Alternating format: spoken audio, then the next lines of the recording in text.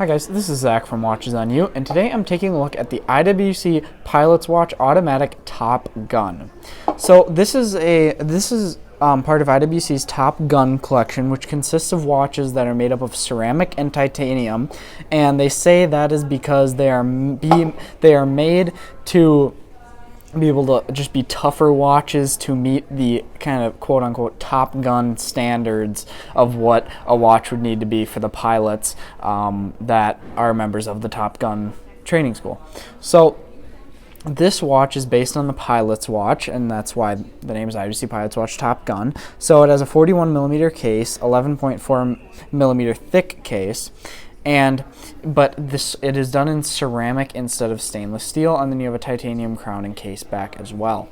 So that makes this watch extremely light compared to the stainless steel model. There's really almost no weight in this watch because it's all ceramic or titanium. And the advantages of having a ceramic case are just that it's basically never going to scratch.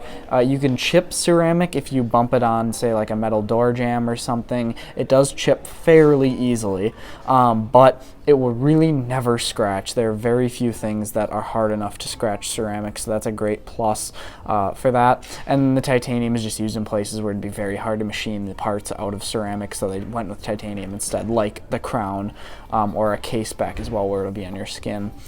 So this watch, though, the dial is basically the same as the Pilot's Watch, except it reads Top Gun on there in red font, and I actually like the kind of pop of color that the Top Gun gives the dial. It just makes it a little bit more interesting than just having a black with white index dial.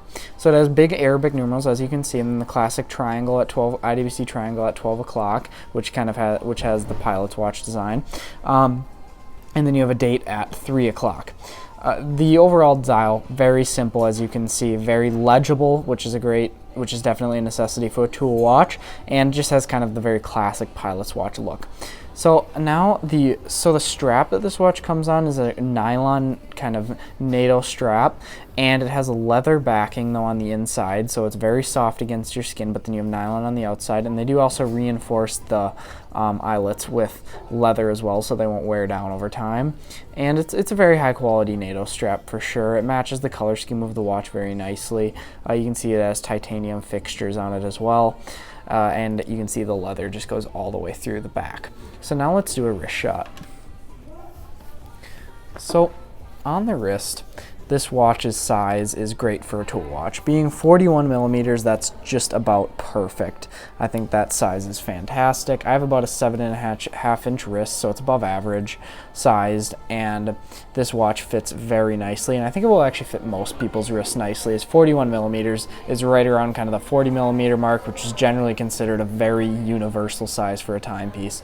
So 41 millimeters I think is great. The thickness being at 11.4 millimeters I think is also great. Very thin timepiece, not thick whatsoever. Sometimes tool watches will become unnecessarily thick, but this watch stays pretty thin. The NATO strap does make it quite a bit thicker though, just because it has to have that piece of nylon running underneath the watch. But if you could make this watch even thinner than if you put it on a different strap, just either a non-NATO style nylon strap or a leather strap or something. You could make this watch much thinner. And the thickness of 11.4 millimeters, that does not take into account the strap, just to clarify. That is just the thickness of the watch. So the strap, you can see it does make this watch kind of hop a bit off the wrist. So this watch comes in at a price of $5,500 brand new. And that price, it's quite a bit higher than the traditional Pilot's Watch, but ceramic is a much harder material to work with, and it's a lot harder to make watches out of ceramic. They're also more unique. There aren't as many watches out there that are made of ceramic, so that price can be kind of justified. But the premium put on this timepiece over the steel model can be kind of justified just by the fact that it has a ceramic case, which is a lot harder to make, and again, you do not see it very often, and it does have a lot of pros, like utility pros, based on it won't scratch ever really.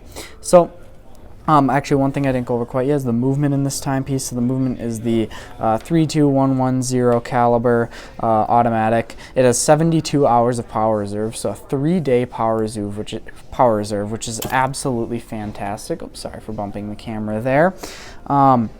And they do tell you on the website that it has Côte de Genève and Perlage, and we will just have to take their word for it because there is no sapphire see-through case back.